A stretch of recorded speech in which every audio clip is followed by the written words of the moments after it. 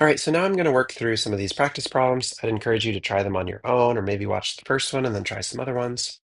Approximate the area under the graph of f of x equals sine of x over 2 on this interval 0 to 2 pi with n equals 4 partitions using a midpoint sum. Let's go ahead and sketch this graph from 0 to 2 pi.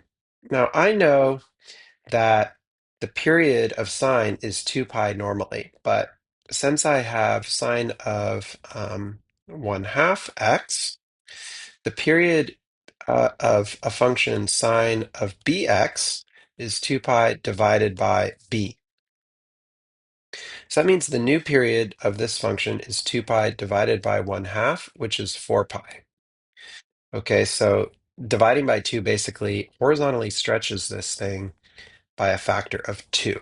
So if I'm going to graph this from 0 to 2 pi, it's only really going to complete half a cycle. Sine starts at the midline and goes up. It's going to go up to a max of 1.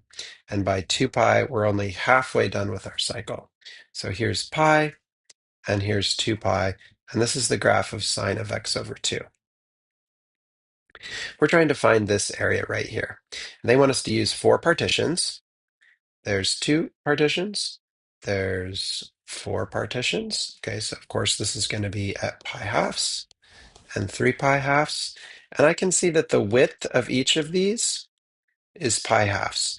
So I know that the width of my rectangle is pi halves. They're asking me to use a midpoint sum, which means I need to find the middle of each of these. That's right there, right there, right there, and right there. Those are the values. Those y values are what I'm going to use for the heights of my rectangles. So I'll just draw it in red. These rectangles are going to look like this. That's my first one. Here's my second one, third one, and fourth one. Okay, so it doesn't look like a terrible approximation. Midpoint does a pretty good job. So now I just need to think about how I'm going to get those y values. Well, I need the x values. Of course, this is pi fourths, and this would be 3 pi fourths. Here's 4 pi fourths, so this is 5 pi fourths, 6 pi fourths, that's 7 pi fourths. So to get these heights, I need to do f of pi fourths, f of 3 pi fourths, f of 5 pi fourths, and f of 7 pi fourths. So the area is simply going to be the width, which is consistent in this case. So I can just multiply it by all the heights times f of pi fourths plus f of 3 pi fourths plus f of 5 pi fourths plus f of 7 pi fourths. Looking at some symmetry, I also know that these are going to be the same and these are going to be the same. So that can maybe help me when I'm computing this. So I'm not going to compute this, but you could certainly find those values and get a good approximation by plugging these values into your function. Okay, so I'd encourage you to do that and get a nice approximation of this area.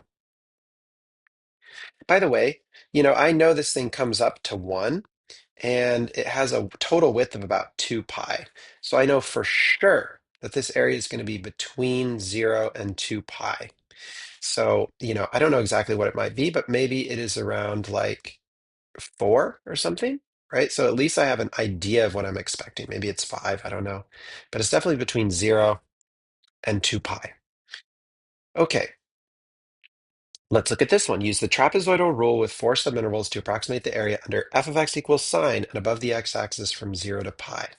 Not too dissimilar from the one we just did. We're just going from 0 to pi for sine x. So it looks very similar because it completes half the cycle from 0 to pi. They want us to use 4 subintervals. So very similarly, we are going to cut this up at, well, I guess pi fourths in this case, and pi halves and 3 pi fourths. That would be where our subinterval boundaries are. And we're going to use the trapezoidal rule. So the trapezoidal rule, remember, you take your y values and average them, and you get a trapezoid. And this will be, a pretty decent approximation. Of course, This is going to be either an under or an over approximation.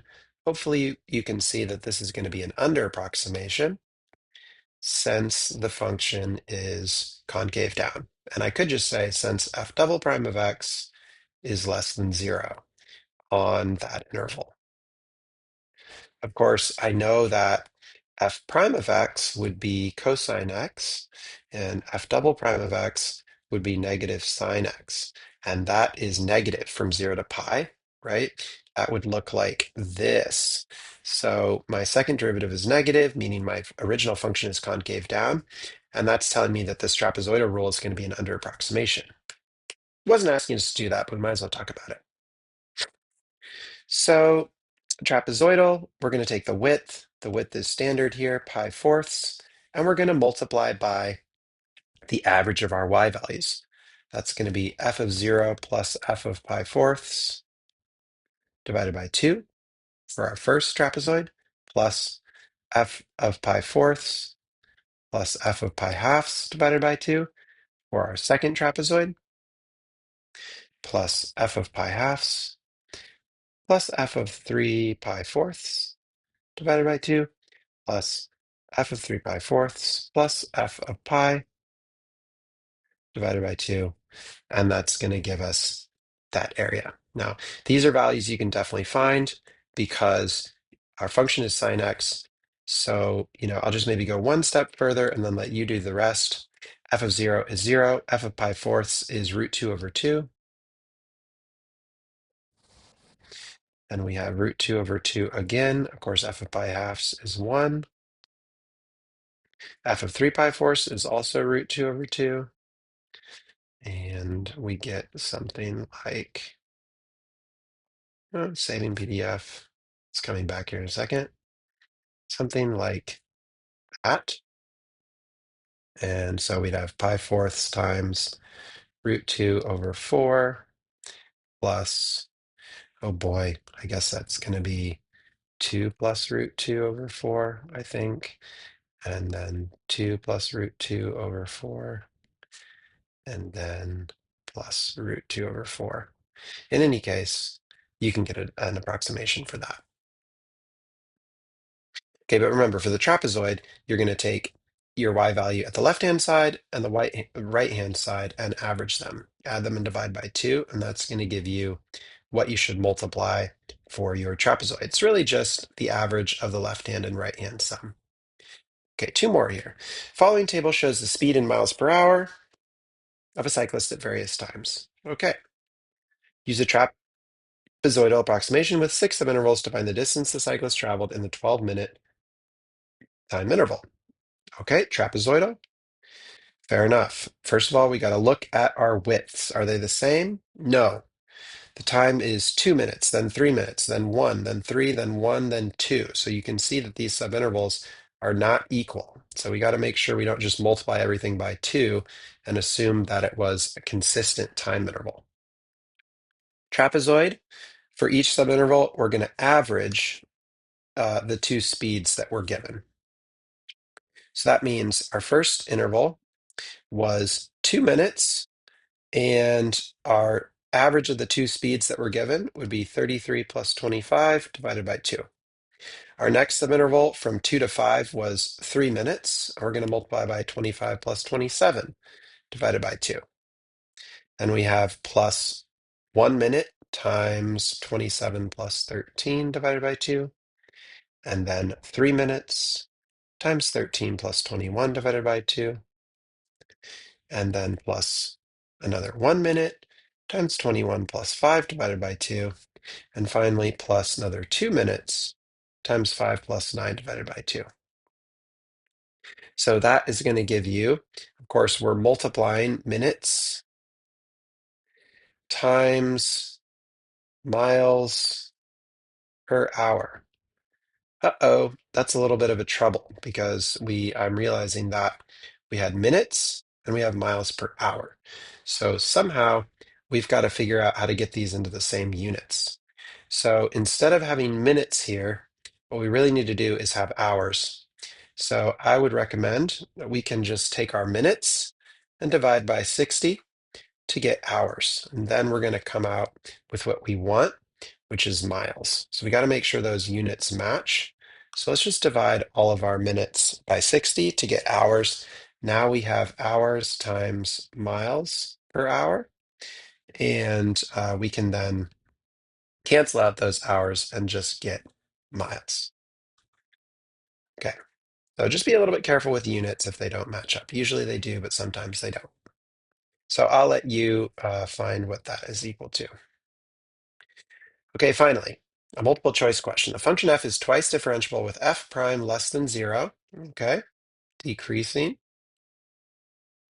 and f double prime of x greater than 0, concave up, on the interval 2 to 7, okay, on the interval 2 to 7, as shown in the figure right here.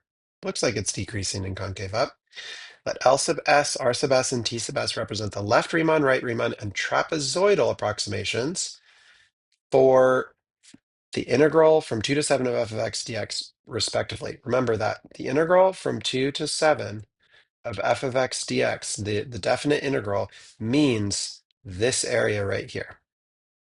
Okay, so that is the exact area, which we're going to be able to find in a few days' time. Okay, so we just want to make sure we know what we're approximating here. So they want to know which of the following inequalities is true. Okay, well, let's figure out what we know. Well, what we know is since the function is decreasing, if I were to use the left-hand approximation, I get an overestimate. So this is an over approximation. Okay.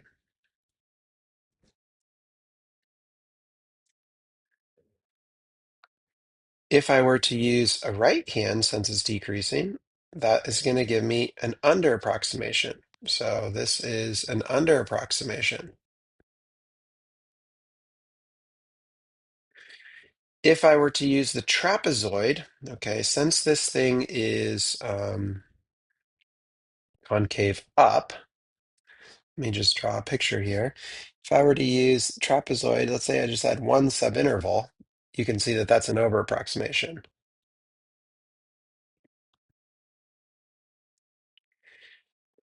So trapezoidal is an over, left hand is over, and right hand is over. We can't really compare these two because we don't know for sure which one is less. So that's one reason why, well, is that true?